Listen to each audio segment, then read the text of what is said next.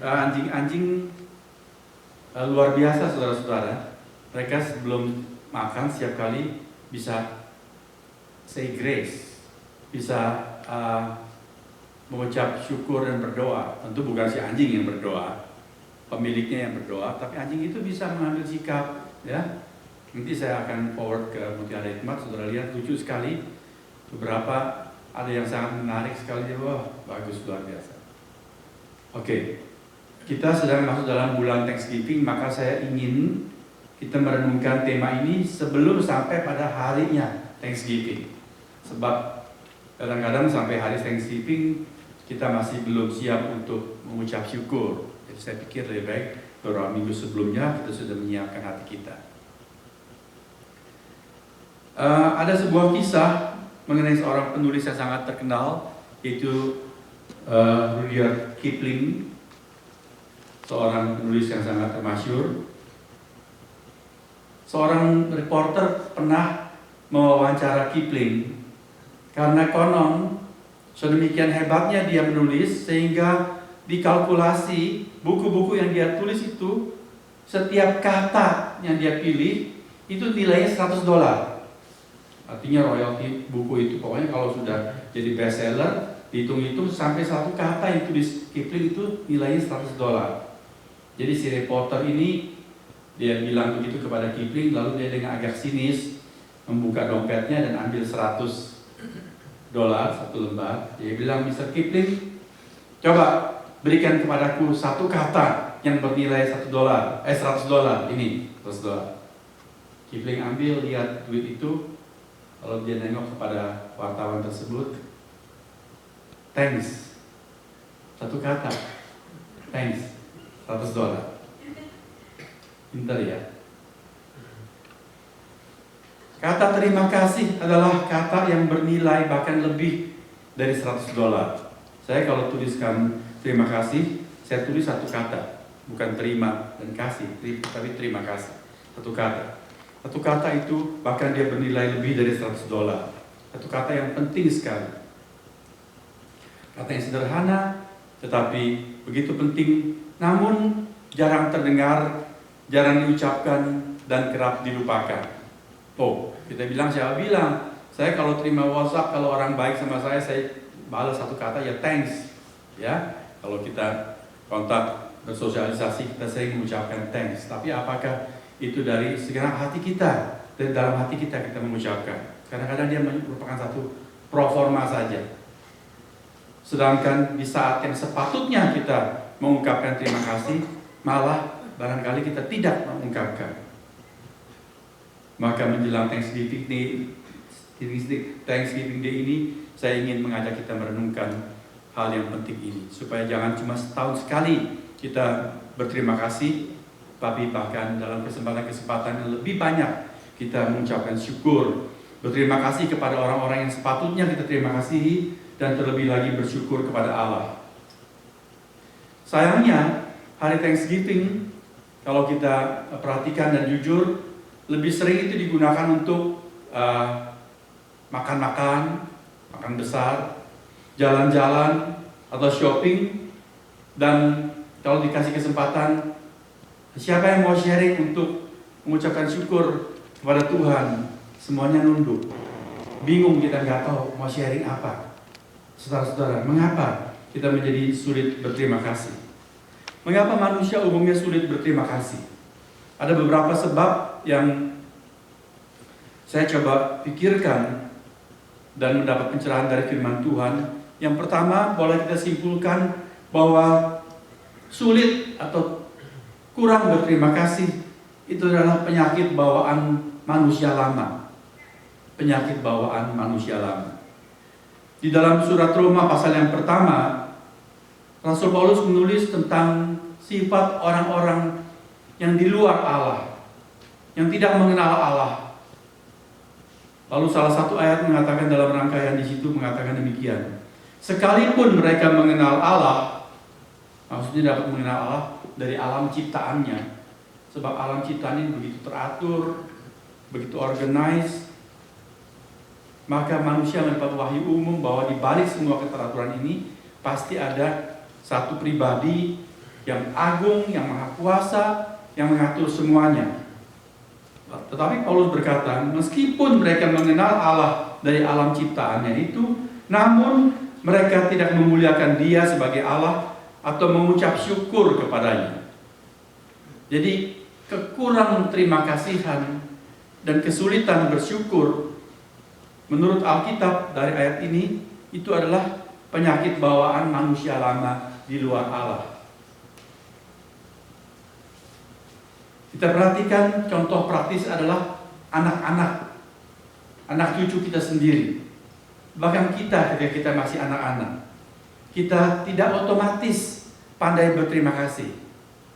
Oleh sebab itu, kita mengajar anak-anak, bahkan gak cukup sekali dua kali, berkali-kali kita mengajarkan supaya mereka tahu berterima kasih.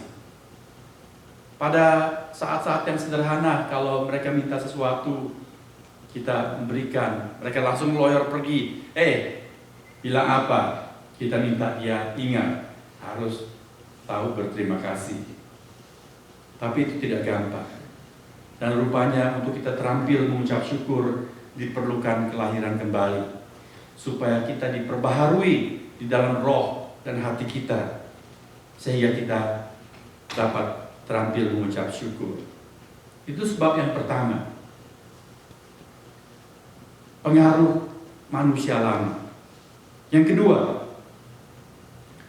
orang sulit berterima kasih kemungkinan besar itu adalah karena merasa dirinya pantas untuk menerima kebaikan, take it for granted, sehingga dia tidak berterima kasih. Saudara mungkin pernah mendengar kisah Tuhan Yesus menyembuhkan 10 orang kusta. Dan 10 orang kusta berseru-seru kepada Tuhan, sembuhkanlah kami. Lalu Tuhan berkata, pergilah tunjukkan dirimu kepada imam.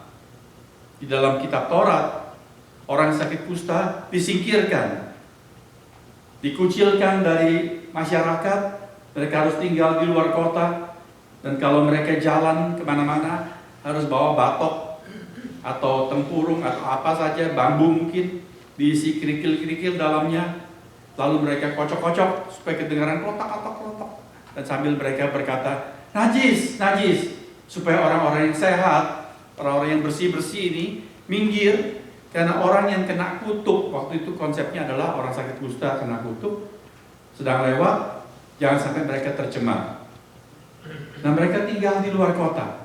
Ketika Tuhan lewat di sana, mereka menjerit-jerit, ya Tuhan, kasihanilah kami. Dan Tuhan bilang, pergilah tunjukkan dirimu kepada imam.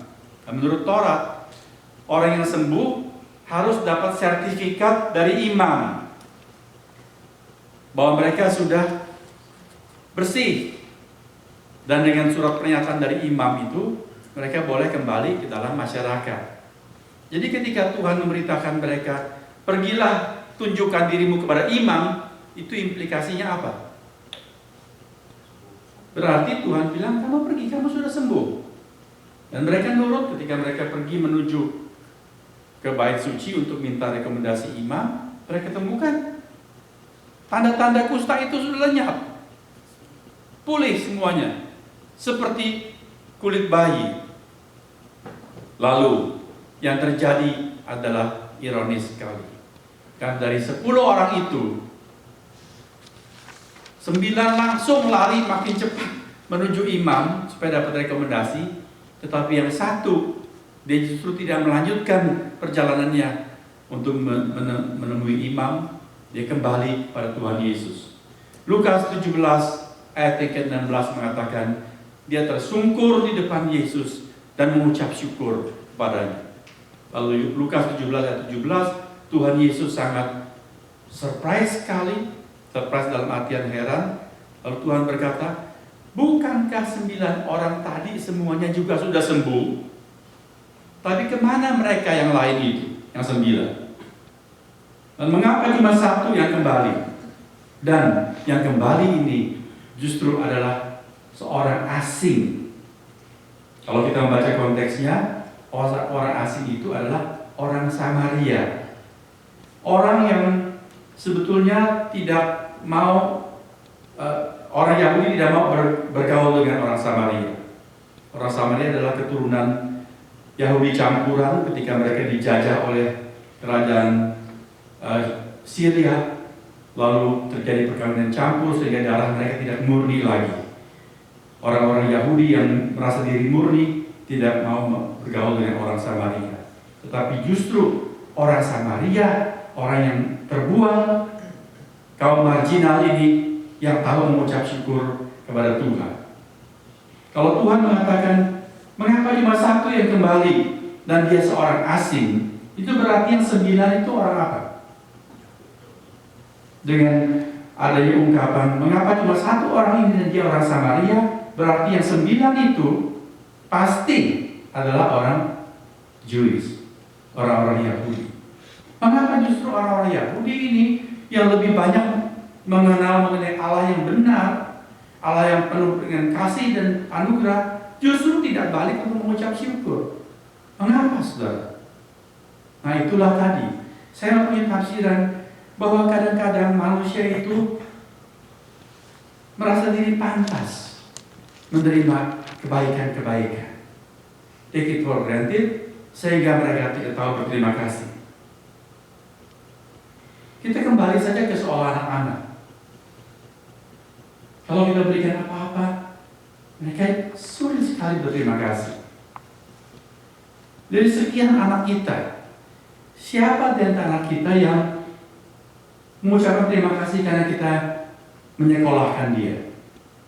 Di sini, di public school, memang tidak bayar. Oke. Tapi bagaimanapun ada biaya untuk sekolah. Lebih-lebih kalau itu di private school. Anak saudara pernah bilang, thanks ya Pak, Mam, sudah sekolahkan saya. Jadi saya nggak buta huruf dan sebagainya. Ada? Nggak ada. Kalau sepatu dia kesulitan sebab anak-anak cepat sekali tubuhnya, dia tinggal lapor, hah? Sepatu udah sempit nih. Lalu kita pergi diajak keluar ke mall, belikan sepatu. Ada nggak yang bilang, thank you daddy, thank you mami, belikan aku sepatu? Ada? Kalau ada, bersyukurlah saudara punya anak seperti itu. Sebab kebanyakan anak, termasuk saya, pada waktu kita anak-anak dulu, kita itu take it for granted. Kita pikir, kalau mami kita tuh berikan kita baju, sediakan kita sepatu, sekolahkan kita, itu kewajiban dia orang tua. Kita tidak berterima kasih. Kita diajak makan, kita nggak berterima kasih. Ketika saya mengajar anak-anak di kelas bina anak, itu gereja yang saya rintis dulu, saya mengajar bahwa kita manusia punya kelebihan satu dari hewan dan binatang, itu adalah kita bisa berterima kasih. Maka sebetulnya saya kepingin kasih lihat video itu. Karena waktu saya mengajar anak-anak, saya ajak mereka ke kebun binatang, lalu mereka bawa kacang kan, lemparkan ke monyet, lemparkan ke beruang. Lalu saya tanya mereka, itu monyet dan beruang dikasih kacang, ada yang bilang terima kasih ya? Gak ada. Jadi salah satu anak yang Tuhan suka, kriterianya itu adalah anak yang Tuhan suka, kalau diberikan apa-apa, bilang terima kasih. Kalau nggak bilang terima kasih itu seperti apa? Seperti monyet. Pernah satu hari seorang anak engkongnya minta sesuatu milik dia share itu candy atau apa gitu. Engkongnya nggak bilang terima kasih. Sorry saudara-saudara, saking nancapnya pelajaran itu kepada anak, dia bilang, kau nggak bilang terima kasih, engkau kayak monyet. Ya, itu anak-anak memang polos sekali. Tapi kita menanamkan itu, bahwa mereka perlu tahu berterima kasih. Kalau kamu diajak makan, bilang terima kasih. Ya. Bukan cuma oleh om tante yang kamu tidak kenal, tetapi juga kepada ayah ibumu. Jangan merasa dirimu pantas. Sehingga anak-anak itu sampai sekarang yang dulu saya didik, sekarang mereka sudah punya anak lagi, mereka sudah beranak pinak, artinya mereka sudah grown up dan sudah berkeluarga. Sampai sekarang, kalau pergi makan dengan orang lain, bahkan anak-anak kami, dulu saya yang didik, kalau mereka sudah dewasa sekarang, kalau kita ketemu pergi makan, saya ajak mereka makan, saya yang bayar. Pulang dari restoran, mereka lalu bilang, terima kasih ya Papa, sudah ajak kami makan. Saudara, mereka perlu diajar sampai nancep seperti itu. Kalau tidak, mereka merasa dirinya deserve, layak untuk menerima semua kebaikan itu. Banyak orang bersikap demikian juga kepada Allah. Kalau kita dapat semua hari-hari yang lancar, kita pikir itu semuanya memang sudah mestinya. Begitu ada yang nggak lancar, kita gerundel, kita protes. Sedangkan yang semua yang serba cukup, serba lancar, kita tidak berterima kasih kepada Tuhan. Perasa diri layak itu parah sekali. Sebaliknya, ketika seseorang merasa begitu besarnya pertolongan, dia sebetulnya tidak pantas menerima, atau tidak ada hubungan relasi yang membuat dia pantas menerima, dia bisa berterima kasih dengan berlimpah-limpah. Ketika saya menyiapkan khotbah ini, saya ingat sebuah pengalaman. Ketika saya melayani sebuah kota di Jawa Tengah, ya, karena hobi saya suka pelihara burung, saya berkenalan dengan seorang yang menawarkan burung kepada saya. Saya sudah punya banyak, saya tidak mau lagi. Lalu orang itu bilang, tolong deh om, beli ini, kami butuh uang. Lalu saya tidak ambil burung yang dia tawarkan. Saya tanya, kamu butuh untuk apa? Dia bilang butuh untuk biaya anaknya sekolah, dan ada yang sakit dan sebagainya. Berapa yang kamu perlu? Lalu dia menyebutkan jumlah, saya sudah lupa berapa. Saya berikan. Dia tanya, berapa bunganya Om Hengki? Saya bilang tak usah. Tidak ada bunga, tidak ada batas waktu. Kamu mau kembalikan kapan? Dia bilang nanti bulan baru, habis bulan, di tanggal bulan baru saya terima gaji, saya kembalikan sama Om Hengki. Dan orang itu tepat janji. Begitu tanggalnya dia janji kembali, dia kembalikan kepada saya. Lalu saudara, waktu datang kembalikan bayar uang itu, istrinya bawa, bikinkan arem-arem. Lalu minggu depan bawa lagi sesuatu. Sampai saya bilang, sudah gak usah. Suaminya ini, Pak Jo namanya, dia itu sopir angkot. Ketika saya bilang mobil saya, kenapa ya kau bunyi-bunyi seperti ini? Oh, besok saya datang Om Hengki. Dia masuk ke kolong mobil, dia benahi mobil saya, tidak minta bayaran apa-apa. Semua itu karena apa, saudara? Karena dia merasa berterima kasih. Mengapa dia berterima kasih seperti itu? Kesatu, karena dia baru kenal dengan saya. Lalu antara kita itu sebetulnya ada gap. Kita itu orang keturunan, dia orang pada waktu itu pribumi, saya Kristen, dia Islam. Saya datang ke rumahnya, lingkungan, ya rumah-rumah yang kecil-kecil seperti itu. Kita bukan relatif, tidak ada hubungan apa-apa. Dan satu lagi, dia bilang, Om Hengki, banyak terima kasih. Saya pinjam uang sama tetangga. Bunganya itu berapa? Tebak saudara, berapa? Terkait 50%. Kalau dia pinjam 100.000, dia harus kembalikan 150.000. Sudah butuh 100.000 saja dia sudah mepet setengah mati. Bagaimana harus kembalikan ke 50%? Jadi dia merasa, wah ini satu luar biasa. Dia berterima kasih seperti itu. Saya sangat terkesan. Saya cerita ini bukan untuk pamer diri saya, tapi untuk menunjukkan ketika seseorang menerima sesuatu berkat, tidak take it for granted, maka dia mempunyai suatu dorongan mengucap terima kasih yang besar. Jadi kalau kita disuruh share, bersaksi, setahun ini, apa ya berkat Tuhan yang bisa aku saksikan? Aku bersyukur pada Tuhan. Kita bingung. Mengapa kita bingung, saudara? Apa kita merasa semuanya yang kita terima itu deserve? Pantas, layak kita terima. Kalau kita bicara soal layak, kita harus mengerti satu soal ini. Bahwa yang layak saya dan saudara terima dari Allah itu bukan berkat, tetapi laknat. Karena dosa kita.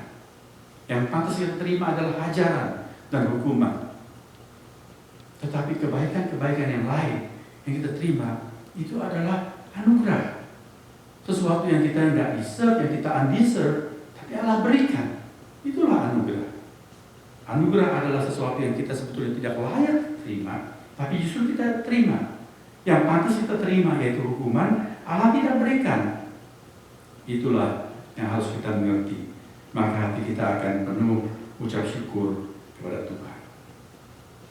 Yang ketiga, mengapa manusia termasuk kita umumnya sudah berterima kasih? Dalam 1 Tesalonika pasal 5 ayat 18 dikatakan, mengucap syukurlah dalam segala hal. Dalam segala hal, maksudnya itu apa? Kalau kita merasa apa bisa mengucap syukur dalam segala hal, dalam segala keadaan, dalam segala perkara, dalam segala waktu. Di sini kita melihat satu poin bahwa kita tidak selalu bisa mengucap terima kasih karena kita memiliki konsep tertentu mengenai berkat. Kita mempunyai definisi mengenai apa itu berkat. Dan kalau tidak masuk di dalam kriteria itu, kita merasa, wah kita tidak bisa terima kasih. Firman Allah merupakan sebuah perintah. Mengucap syukurlah dalam segala hal. Perhatikan saudara, Allah tidak memerintahkan saya dan saudara untuk mengucap syukur untuk segala hal. Allah itu bukan seorang psikopat yang suruh kita mengucap syukur untuk penyakit, untuk kecelakaan, untuk kesulitan, untuk kebangkrutan, untuk malapetaka. Tidak. Kita tidak mengucap syukur untuk hal-hal yang negatif itu. Tapi Tuhan memerintahkan kita untuk mengucap syukur di dalam segala hal, di dalam segala keadaan, termasuk di dalam keadaan yang tidak nyaman, di dalam keadaan yang tidak kita rasakan enak, di dalam keadaan yang tidak lancar sekalipun. Jadi itu sekali lagi kita diajak untuk mengerti apa itu konsep berkat bagi kita. Apa yang kita pikir tepat untuk kita syukuri. Di dalam Mazmur 106 ayat yang pertama, itu adalah ayat pembimbing kebaktian hari ini. Dikatakan, bersyukurlah kepada Tuhan sebab Ia baik. Jadi kita lalu mempunyai kriteria, apa itu kebaikan Tuhan? Menurut saudara, apa saja kebaikan Tuhan yang membuat kita dapat bersyukur? Apa kita hanya mengucap syukur ketika kita naik gaji? Apakah itu hanya soal materi, uang?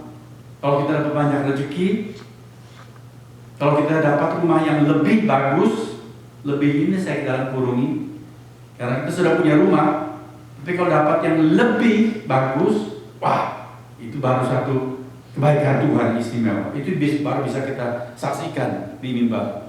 Tapi kalau yang biasa-biasa hari-hari ini, itu sudah biasa kita anggap, tidak kita rasakan sesuatu yang istimewa. Kita baru mengucap syukur kebaikan Tuhan kita rasa kalau kita mengalami sesuatu yang extraordinary. Itu mujizat. Sakit fatal, nggak sembuh-sembuh. Wah, sudah diprediksi prognosanya buruk, tinggal berapa bulan lagi. Malah sudah setahun nggak mati-mati. 2 tahun, 3 tahun malah panjang umur. Wah, kita baru haleluya. Apakah itu kita anggap kebaikan Tuhan? Of course itu adalah kebaikan Tuhan. Tapi apakah hanya itu kebaikan Tuhan? Maka poin berikut saya akan mengajak kita belajar bersyukur dalam segala hal. Dalam segala hal. Tidak cuma materi.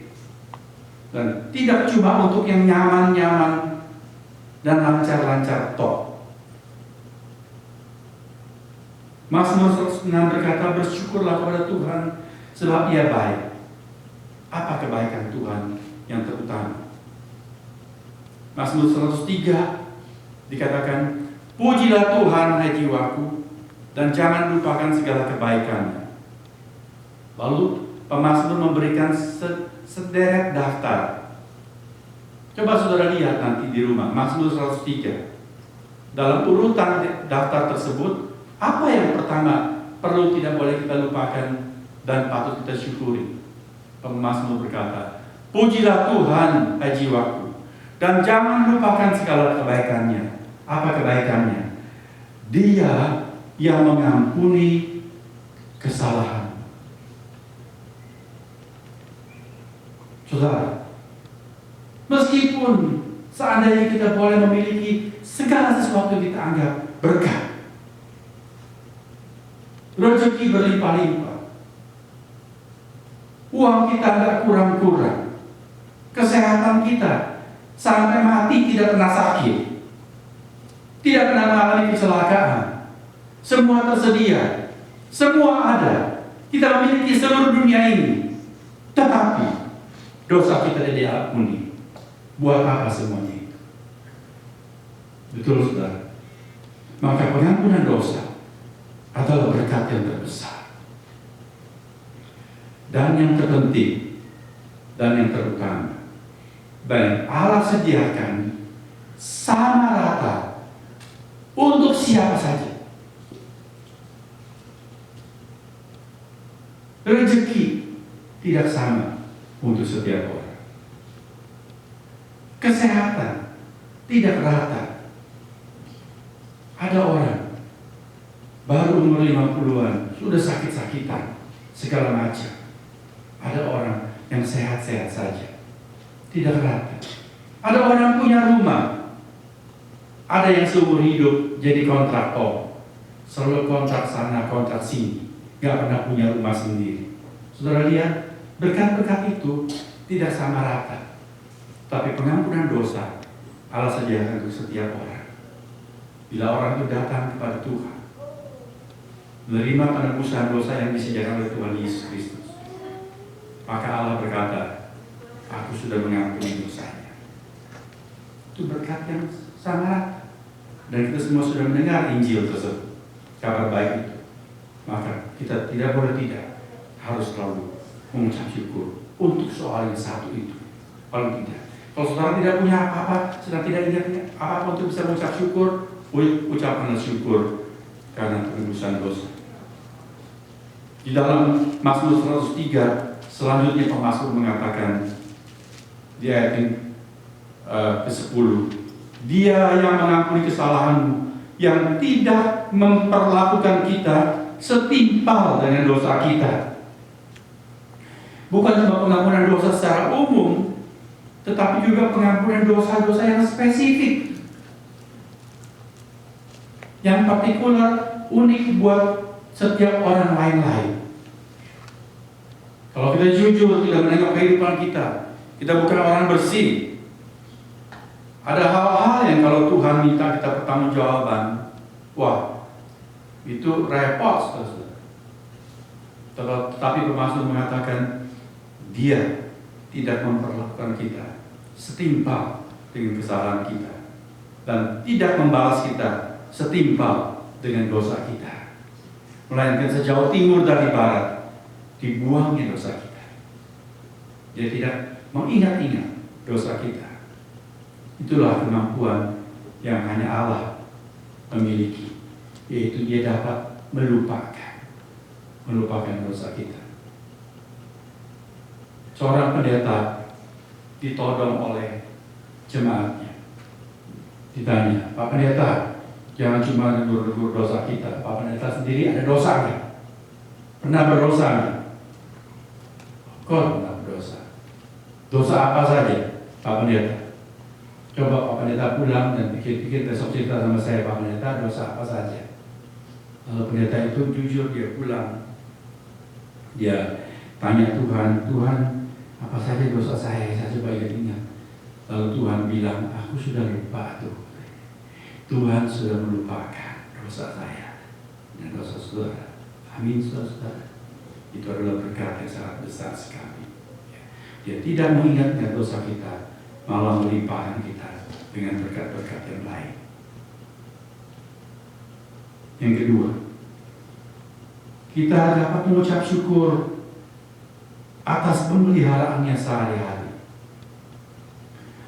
Not just our daily bread, bukan cuma makanan kita, tapi juga kesehatan kita, keselamatan pergi pulang. Jangan take it for granted. Saya sering mengatakan, beberapa minggu lalu, 2 minggu lalu, nggak salah dalam dua Pak Taufik membawa berita. Pagi hari dia main tenis, dia dengar orang cerita di lapangan tenis. Ada satu rombongan, satunya istri pendeta, 5 wanita semua, pergi mau ke mana? Ke Yosemite kalau salah.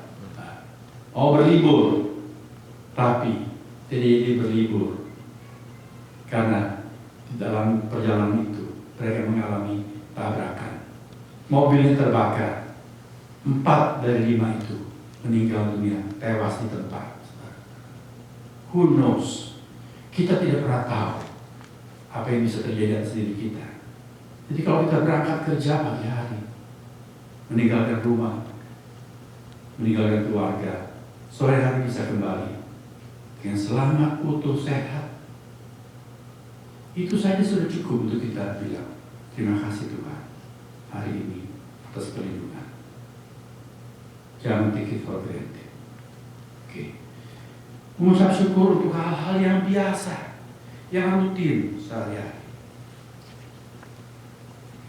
Mengucap syukur atas juga yang lain, teman-teman, untuk komunitas dan kebaikan orang-orang kepada kita. Jangan take it for granted. Hitunglah berkat-berkat itu.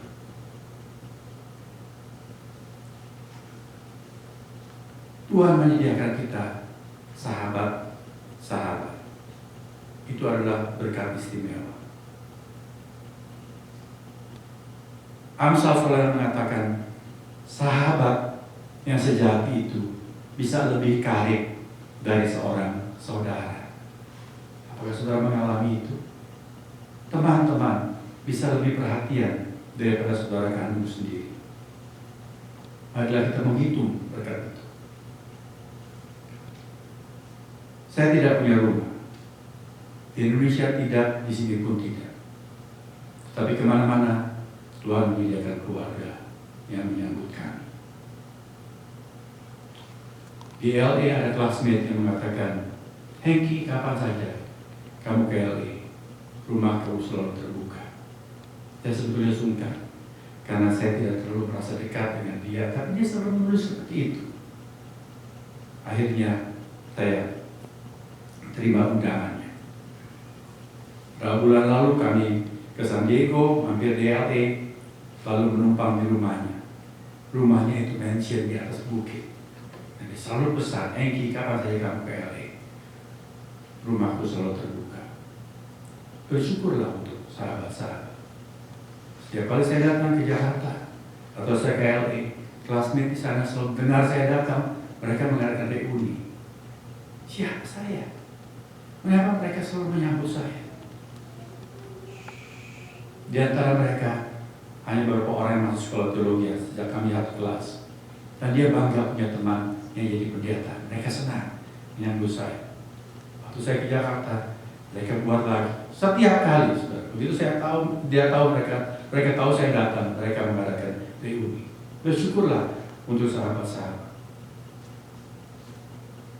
Bersyukurlah untuk komunitas. Boleh saya cerita Melia dan Lianto? Saya dulu permisi tadi, ya. Kalau nggak salah tahun lalu, Lianto dan Melia liburan ke Eropa. Waktu mereka mau berangkat, Bu Ratna tanya sama Melia, apa nggak mau titip kunci apartemen Mel? Nggak tahu intuisi apa yang Bu Ratna punya. Kalau Melia oke, dia titip kunci rumah, kunci mobil, semuanya ke Bu Ratna. Baru satu malam berangkat, Melia sudah teks saya dan email. Apa saudara? Green card-nya ketinggalan. Gak bisa masuk Amerika lagi deh kalau nggak ada green card. Iya kan? Jadi siapa yang membantu? Komunitas. Oke? Bukan saudara. Meskipun Melia punya Cici, punya Koko, punya apa semua, bukan saudaramu yang menolong kamu, tapi komunitas. Betul? Teman-teman dan saudara-saudara seiman. Kami masuk ke kamar, Melia kasih tahu tempat rahasianya, ya. Dia beritahukan di mana dapatkan green card itu, dan kalau kita kirim expedite sampai dengan selamat, maka Melia sekarang ada di sini tengah-tengah. Ya. Saudara pergi bisa titip kunci kepada teman segereja, bahkan boleh minta tolong untuk siramkan tanaman supaya nggak mati di musim kering. Nggak panggil saudara bukan? Apa mau khusus panggil dari Indonesia buat nyiramin saudara punya tanaman? No. Komunitas saudara. Itu bisa kita syukuri kepada Tuhan. Itu hal-hal yang baik, hal-hal yang positif. Tapi firman Tuhan mengatakan bersyukurlah dalam segala hal, termasuk di dalam hal-hal yang negatif. termasuk bersyukur di dalam beban kesulitan. Ketika kita mengalami tantangan, ketika hari depan kita mengalami ketidakpastian, kita dapat mengucap syukur. Karena apa? Tuhan sudah menyediakan janjinya, jaminan, garansi, membuat kita bisa rest assured, bisa tenteram. Tuhan berkata, Allah turut bekerja sama di dalam segala sesuatu untuk mendatangkan kebaikan bagi kita. Roma 8 ayat 28. Kalau kita tidak bisa bersyukur, itu berarti kita nggak percaya janji Tuhan. Kalau kita percaya, di dalam keadaan tidak nyaman, keadaan tidak lancar, kita bersyukur dilandaskan atas iman kepada janji Tuhan. Kau berjanji Tuhan bahwa Engkau akan kerjasama membuat yang tidak bagus ini menghasilkan kebaikan buat saya. Puji Tuhan, aku percaya, aku mengucap syukur kepada Tuhan di dalam keadaan ini. Meskipun belum melihat, nanti kita akan melihat. Di dalam Alkitab sudah dicatat riwayat Yusuf dalam Perjanjian Lama. Dia mengalami begitu banyak hal yang tidak baik. Dicemburui oleh saudara-saudaranya, disakiti oleh kakak-kakaknya, dibuang ke lubang sumur, dijual sebagai budak. Semua itu adalah hal-hal yang tidak nyaman. Tetapi di dalam segala perkara itu Allah turut bekerja. Justru itu adalah anak-anak tangga untuk membuat Yusuf naik step by step, akhirnya sampai menjadi orang kepercayaan Firaun di Mesir dan menyelamatkan seluruh keluarganya di dalam saat bala kelaparan. Allah bekerja sama dalam segala perkara, menghasilkan kebaikan untuk orang yang percaya, orang yang dipanggilnya menurut kehendaknya sendiri. Amin. Kita mengucap syukur di dalam segala keadaan, termasuk hal-hal yang tidak enak, karena percaya Allah telah memegang kendali. Kita kesulitan membuat kita juga bisa mengingat dan bergantung kepada Allah lebih terarah dibandingkan di saat senang. Waktu kita sakit, waktu kita mengalami kesulitan, baru kita ingat Tuhan lebih terang. Kita jadi mawas diri. Aku ada salah apa? Kita memeriksa dosa-dosa kita. Kita mengaku dosa kepada Tuhan. Dosa adalah racun. Seperti bangkai tikus. Seorang yang bijaksana mengatakan, bangkai tikus dalam lemari makan itu nggak jadi persoalan. Apa saudara setuju? Di Indonesia banyak tikus kecil yang orang Jakarta bilang tikus nying-nying, tahu ya? Tikus kecil. Dia bisa masuk ke lemari pakaian, dia bisa masuk ke lemari makan. Meskipun sudah dikasih kasa di dalamnya, kasanya bisa dia bolongin. Dia masuk, kalau dia masuk gak bisa keluar, muter-muter di dalam bisa tahu mati di dalam. Wah, kalau di dalam lemari makan ketemu bangkai tikus itu persoalan tidak? Orang bijaksana mengatakan tidak jadi persoalan. Asal kamu ambil dan buang. Kalau tidak, dia menjadi masalah tentunya. Demikian juga dosa. Saudara, jatuh ke dalam dosa adalah hal yang lumrah untuk kita manusia darah daging yang sudah tercemar oleh dosa. Tidak masalah, asal dosa itu kita akui dan menerima pengampunan Tuhan. Lalu kita salibkan diri kita, tidak terus berkeanyang dalam dosa. Nah, celakanya adalah ketika hidup itu lancar, serba makmur, serba enak, manusia itu nggak mawas diri.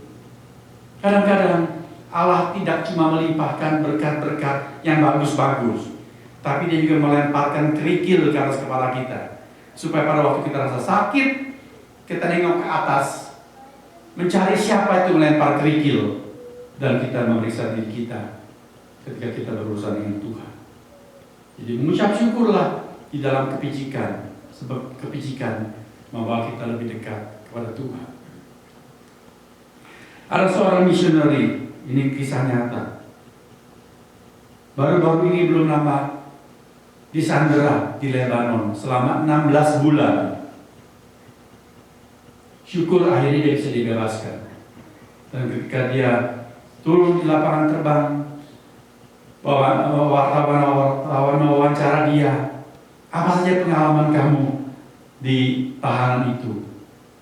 Lalu misioner itu berkata, aku semakin banyak menghitung berkat Tuhan. Sampai wartawan itu kaget. Count your blessing? What kind of blessings you have in dalam tahanan Hizbullah di Lebanon seperti itu. Dia bilang, aku mengucap syukur sebab menghitung berkat-berkat Tuhan termasuk membereskan hubungan-hubunganku dengan Tuhan. Lalu mengucap syukur untuk hal-hal yang kecil. Aku mengucap syukur karena aku boleh mandi beberapa kali. Rupanya enggak tiap hari mandi. Aku mengucap syukur ketika di menu hari itu aku mendapat sayuran yang bagus, enggak yang busuk. Seperti itu. Sudah lihat, pada waktu kepicikan seperti itu, kita lebih dekat kepada Tuhan. Bahkan seorang misioneri bisa menjadi semakin dekat kepada Tuhan. Justru di tengah-tengah kesulitan. Jadi bersyukurlah ketika Tuhan mengizinkan hal-hal yang tidak enak dalam hidup kita. Yang terakhir, kita bisa tetap bersyukur seperti contoh berikut ini. Ada seorang pendeta namanya Alexander White. Dia terkenal dengan doa-doanya di mimbar. Sangat menarik sekali. Terutama doa-doa syukurnya. Dia selalu bisa bersyukur untuk banyak hal yang jemaat itu nggak lihat. Dia bisa bersyukur. Satu hari, minggu pagi itu, cuaca jelek sekali. Mungkin lebih jelek dari cuaca di Fremont hari ini. Angin keras, hujan lebat, dingin, pokoknya nggak enak banget. Ruang kebaktian juga nggak terlalu penuh seperti biasa. Nah, seorang anggota jemaat atas mikir, ini jemaat yang iseng yang jahil. Dia bilang, gue mau dengar hari ini si pendeta mau doa syukur apa? Cuaca jelek seperti ini. Dan pendeta White berdoa, dia berdoa seperti ini. We thank thee, O God, that it is not always like this. Jadi dia bisa mengucap syukur untuk apa? Untuk hal-hal yang lain dari biasanya, sedangkan biasanya nggak seperti gini. Jadi kalau kita terjemahkan doanya, Tuhan aku mengucap syukur karena hari ini biasanya sih nggak begini Tuhan. Biasanya artinya Engkau memberikan cuaca yang cerah, hari yang hangat, semua yang enak. Jadi hari ini saya mengucap syukur sebab lebih banyak yang bagus daripada yang gak bagus seperti hari ini. Marilah kita dimodali oleh hikmat seperti ini menempuh kehidupan kita sehingga kita dapat mengucap syukur dalam segala hal. Kadang-kadang hal-hal yang gak bagus, hal-hal yang gak enak itu adalah satu dalam 1001. Artinya lebih banyak yang baik. Akan membuat kita lebih terampil dalam mengucap syukur. Amin, saudara. Marilah kita siapkan hati menyambut Thanksgiving Day dengan meningkatkan sikap hati yang rajin menghitung berkat dan belajar mengucap syukur dalam segala sesuatu, dalam segala keadaan. Karena inilah kehendak Allah di dalam Kristus Yesus bagi Anda dan saya. Amin. Marilah kita berdoa.